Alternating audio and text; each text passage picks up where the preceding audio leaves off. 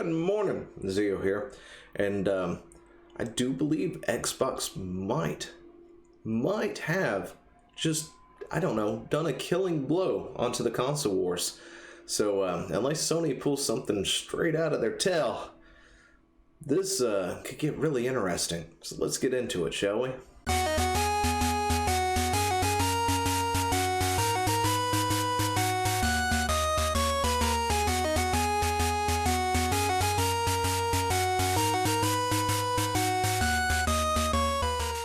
If I told you you could have your very own next-gen Xbox for as low as $25, would you believe me? Of course not. Of course not. I mean, I wouldn't believe me either. But you could. Now, there are some catches. We're going to go over the thing itself. So yeah, there are some things you should be aware of, but it is like 24 or 25 a month is what we're looking at for about a 2-year period with this all-access plan that, quite frankly, in my opinion, just knocks it out of the park. Microsoft with their upgrade policy for next-gen games and stuff. The fact that certain other companies like CD Projekt Red are also following suit with that program. The All Access plan, they have, the Game Pass thing that is freaking, honestly, I think pretty amazing, where you can get all these things bundled, and for like $15, I think is what it is. You get access to, the Xbox Game Pass, plus the xCloud as well, bundled in together. Microsoft is just kicking Sony left and right, in my opinion. I'm sorry, Sony fanboys, but I think Xbox is going to just completely nuke you in this generation. But I could be wrong, right? I could be wrong. If you haven't subscribed to the channel, by the way, because I didn't say it, you should go ahead and do so now. Grab yourself some coffee. You know you want to. Sit back, relax, and have a good old time as I just tell you some information. Because that's all we got. So we've got this all access, right? Xbox all access. Your all exclusive pass to Xbox, which... I'm not gonna lie, this is probably how I get an Xbox, because right now I've got a PS4, right? I used to have a 360, yeah, I got a 360, sorry. I've got the Xbox 4. I never had the Xbox One. The Xbox 4, the PlayStation 4. Got a PS3, PS2, PS1, had the Xbox 360, never got the Xbox One. And, I can criticize Xbox naming practices all day. Don't even get me started. Anyway, but yeah, this might be how I get myself a next-gen console on time for a change, because I got that one like years later, or the Xbox or the PlayStation 4 years later after it's already done. But anyway, you get an exclusive Xbox Series X or Xbox Series S console plus 24 months of Xbox Game Pass Ultimate, which gives you access to xCloud and the Game Pass, right? And the Game Pass Ultimate, of course, allows you to do things here on your PC. Because this what I have right now is I have Game Pass, not Ultimate, but Game Pass for the PC at $5 a month, right? Gives me access to all sorts of things. That's why I was playing Bloodstained last week. Because it happened to have been on there, and I was like, ooh, I need a new one. I need my fix for, my Metroidvania, because I was too busy. I was watching, it was Nathan Sifu Gaming playing Blasphemous. There we go. I was watching him play that, which really, really made me want to play some kind of Castlevania style game. And then finally I got a hold of that, I guess. Apparently I discovered it and was like, okay, we're playing this, and I've enjoyed it. Anyway, wouldn't have done it, never would have gotten it if I hadn't have gotten the Game Pass, of course, because I probably never would have gotten around to trying it. But for 24 months, with no upfront costs, Xbox All Access has everything you need to experience next-gen gaming. Now, there is some other things, because we're going to go over the price, somewhat of a breakdown of the price here in a little bit, about how all this works. But how to upgrade, I don't need that. Anyway, get an Xbox console, choose the Xbox Series X or Xbox Series S console to experience next gen, blah, blah, blah, don't care. Anyway, enjoy an instant library of over 100 high-quality console and PC games, plus join friends with online multiplayer experience, new Xbox Game Studio titles the day they release, including Halo Infinite, by the way, which is apparently going straight to Game Pass, I believe, or something like that. I don't remember. Maybe it's not. Maybe it was something else. Anyway, it's going to be available. Yeah, I guess it is. It includes EA Play, which is also another thing now that they've added into the bundle, which gives you in-game rewards, access to a huge library of great electronic art titles, if you want to call them great, and more. And play Xbox games on your compatible mobile phone or tablet from the cloud via the Xbox Game Pass app. And this is what we're looking at, right? We're looking at the fastest, most powerful Xbox ever, which is the Xbox Series X. Looking at a $34.99 monthly for 24 months, no upfront costs. And you get the console, and then the 24 months of Xbox Game Pass, which also includes Xbox Gold, by the way. So you have access to the online stuff.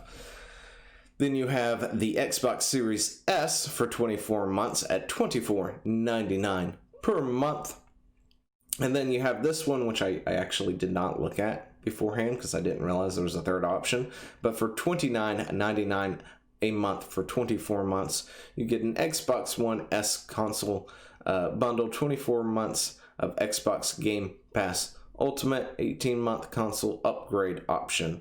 Upgrade to the Series X in 18 months with the purchase of an Xbox One. Okay. Anyway, so that's also a thing.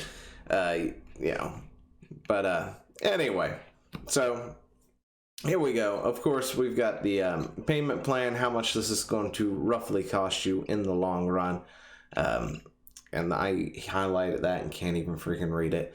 But on its own, buying the Xbox Series X outright and then paying Xbox Game Pass Ultimate, which is included in your All Access plan, will cost you around $858.76. But if you buy the Xbox Series X with All Access, the total comes out to $839.76, which is about a $19 savings, so it's not much. It really isn't that much of a savings. However, you also have to think of the bigger picture here, right? Somebody like me cannot go out and drop $800 and some on a console, right? However, what I can do is pay $24.99 a month for a new console for 2 years. That I probably could do, or $34.99 a month for 2 years. I just have to drop a couple of other things, maybe eat a little less, I don't know. Maybe get rid of my coffee. No, we won't get rid of coffee. Anyway, no, but seriously, I could probably swing something like this. However, I probably can't swing $800 and some straight out the gate. It's just not going to happen unless it's tax season, right? But so the Xbox Series S, which is where the savings apparently really kick in. Normally, if you buy it plus Game Pass Ultimate, it'd cost about $658.76 with All Access. Though you could pick up the Series X on the monthly plan, totaling out for $599.76 over 2 years for a $59 savings, which of course is the price of a game, unless you're buying NBA something or something from EA or something. I don't know, one of those $70 ones. And of course, this plan is available in Canada.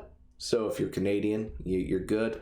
It's also available in Australia, Canada, Denmark, Finland, France, New Zealand, Norway, Poland, South Korea, Sweden, UK, and of course the United States, which you can set yourself up at GameStop, everybody's favorite place, because we know we really want to do that. But yeah, the prices are out. We're being priced at quite a bit here. And we've got a payment option plan that you can go ahead and pay for as well, if you don't want to pay for it all up front, and still have access to a bunch of games if you use this plan. I think this is honestly, I feel like this is a killing blow to PlayStation. Look, I'm sorry, PlayStation has what, some exclusives, right? You're going to have a God of War of some kind, I'm sure. They've now got Spider-Man, which ticks me off. Just the Spider-Man's only coming out over there for some odd reason.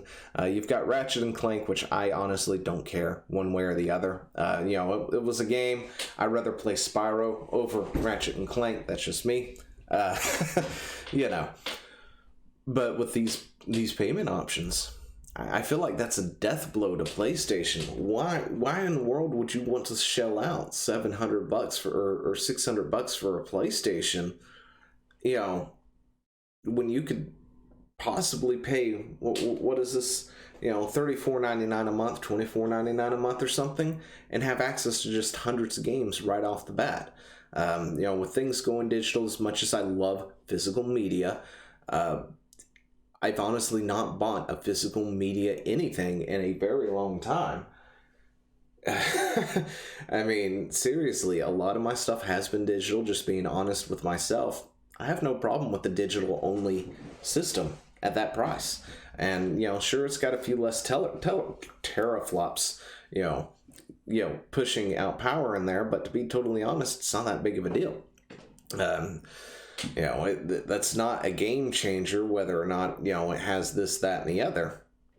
Although the only real concern to me is the hard drive. Oh my gosh, the hard drive space. That's where they are, that's going to need an upgrade immediately. So keep that in mind. I can't remember the actual size. I think it was 512 SSD, or maybe it was 1 terabyte SSD. I don't know.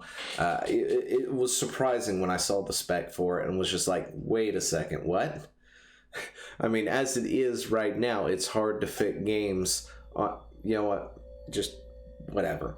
Anyway, so that's going to be an issue. That's the biggest concern I see right now is hard drive space. You're going to have to change it up, add something else to it. But other than that, this seems like a great plan. Let me know what you think down in the comments below, and I will talk to you later. See ya! Hey, thanks for watching. Don't forget to leave a comment, smash that like button, and always subscribe for more. And of course, there are other videos floating around somewhere on the screen, so click one of those and see if you can find something that suits your fancy. Till then, I'll see you later. Bye.